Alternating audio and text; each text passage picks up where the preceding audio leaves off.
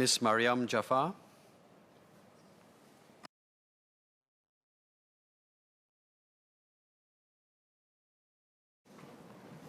The proposed amendments to the Income Tax Act put into effect some key measures to use incentives to bolster our economy and to support Singaporeans, as announced in Budget 2023.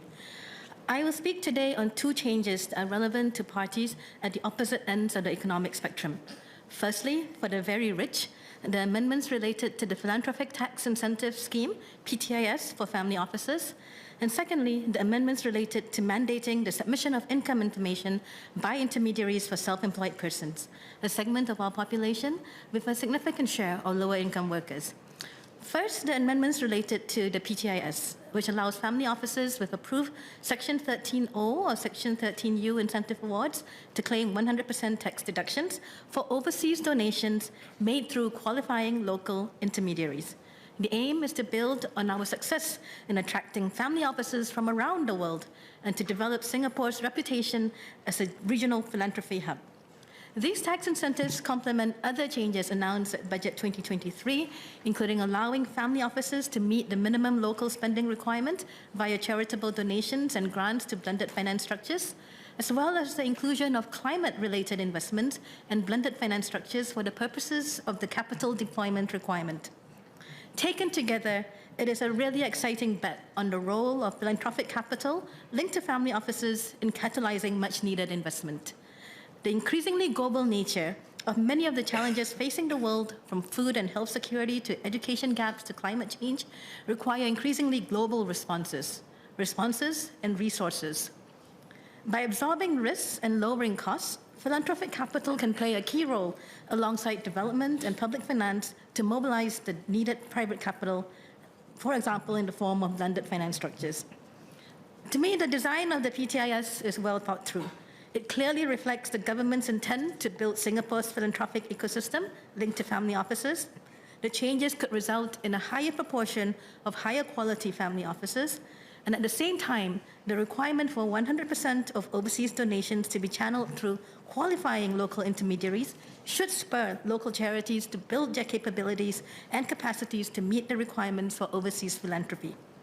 Finally, the broader updates to the spending requirements could promote activity and innovation in the still emerging climate finance and blended finance space. Now, tax incentives for cross-border philanthropy are not so common globally, but Singapore is not unique in the region in encouraging family offices to deploy capital towards philanthropic causes. Hong Kong has also recently introduced tax concessions for family-owned investment holding vehicles and provided that approved charities in Hong Kong may hold up to 25% beneficial interest in such FIHVs in order to encourage FIHVs to invest in charitable assets. But mobilization of capital is only part of the story. For greater impact, collective action is needed of players across the finance and investment ecosystems to get more creative, try new approaches for accelerating investments in order to drive meaningful innovation and actions. It requires new partnerships, new skills, new ways of thinking, including systems thinking and systems innovation, to achieve the scale of change the world needs right now. Now, against this context, I have a few clarifications for the Minister. One, the application and approval process. The amendments provide for the Minister or authorized body to approve a person or persons as approved donors and recipients. How long does it take for a family office already approved under Section 13O or Section 13U or new to Singapore to be approved as a donor, or for a local charity or intermediary to be approved as a qualifying local intermediary? How will MAS ensure that the approval processes do not discourage new and smaller philanthropic entities, but with perhaps key strengths and capabilities to apply? Two, oversight. What level of oversight will there be on the actual use of the philanthropic contributions? How will MAS approach and manage the administrative and compliance requirements of philanthropic entities operating abroad and often in partnership with local entities and local laws? Three, capacity and capability building. How will the government work with the ecosystem to build the capabilities and skills of the players in the philanthropy ecosystem, domestically, but also internationally, through partnerships with organizations perhaps further down the learning curve to drive greater impact? Is there room to consider for some portion of the contributions to be made directly to a very select list of international organizations and yet qualify for the tax incentives. 4, impact tracking. In July, I had asked a parliamentary question on the economic contribution of single-family offices. In the reply then, MAS said that they would conduct regular surveys or analysis to obtain a better understanding of these contributions. And I hope that these new measures, including the development of blended finance structures, climate-related investments, and charitable contributions, will be analyzed over the course of this 5-year pilot. Mr. Speaker, those of us who work in finance know full well the caricature of finances, the wolves of Wall Street, fat cat bankers, the dodgy crypto bros. But let us never forget that finance has been, can be, and must be a force for good. Philanthropies can and must get creative to go beyond channeling aid to unlocking and catalyzing investment into the biggest challenges of our time. And family offices can contribute to this new philanthropy ecosystem and be a force for good. And I support the PTIS. I would now like to shift to the amendments related to the submission of income of self-employed person, SEPs. I have to admit that this news has led to some level of consternation on the ground. But it is the right thing to do for those who earn an income beyond a reasonable threshold to accurately report their income, whatever that level of income. It is how we do right by one another, how everyone takes responsibility, and how we keep being a team. We need to have faith in the system that if we need help, we will get it. So the new requirements should be seen by SEPs as a way to make it easier for them to report their income tax and not something that is out to catch them.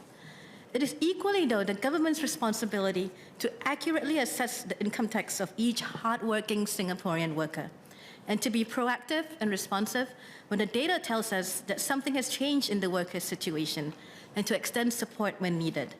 Because we know full well the vulnerabilities of being self-employed, how sickness and injury means zero income for the day, or worse, months, like for my resident who has met with an accident recently.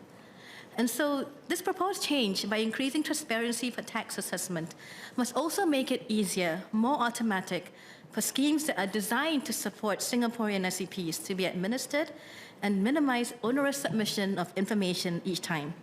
So I have 2 clarifications. Both have to do with the potential for greater responsiveness. First, in the September sitting, I had filed a parliamentary question asking if IRAS will consider revising the FEDR.